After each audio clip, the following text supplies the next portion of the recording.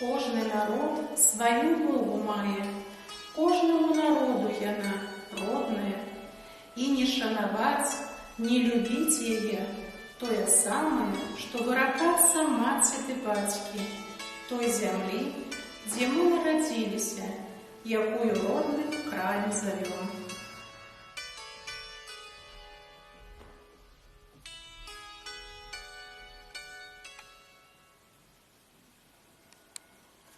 Владимир Короткевич.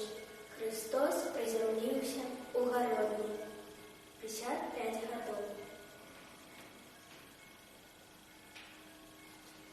И в ту ночь сел днем выручать святые книги.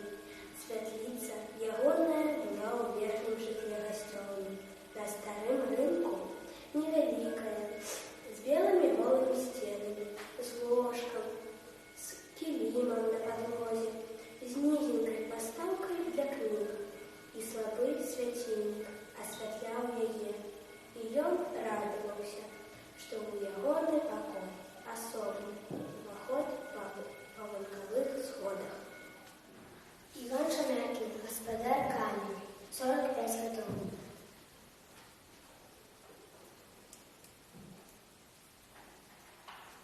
На другий день у Минск поступили немцы, и тыдня не прийшло, як почалася війна, а значить на думках Ольга уже без злості на армію, у якой служили муж і брат, нерозумінням того, що відбулося.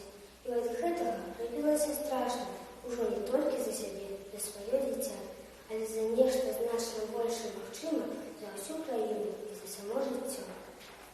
Іван Мелеш, люди на болоте, 60 годов.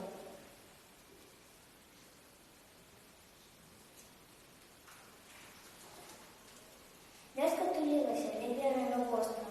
Платая города в день-недель забегали на купелок болота другого боку. На полночь болота крыху отступали, дорожи людям песчаное поле. Отступали болоты и на заходнем боку зеленели и желтели до края лесу поли, так само скупые, неудачные, хоть у их хлебе и было меньше тоску. Ярко мало, в Украине райской птушки, 95 годов.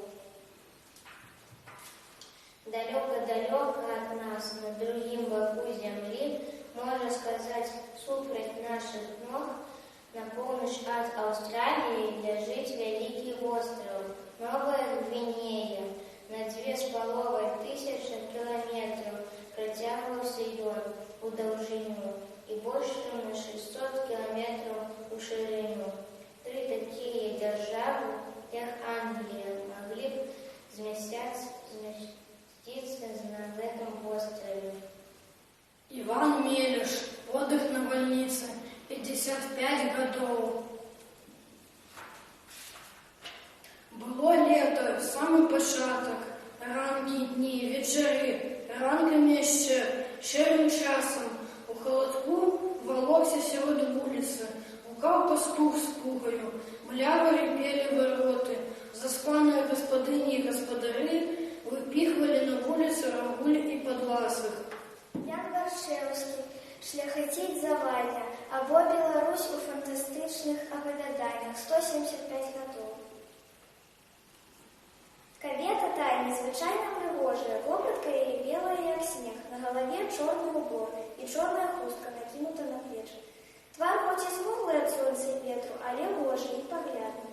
Вочы живые, и заусюды блещать на их слезы. Яна з'является найчастей у покинутых домах, у пустых костелах и на руинах. Бачили ее так само под древами або посеред поля. После заходу солнца яна седая на камень, не наракая на лёс, жалостным голосом и заливает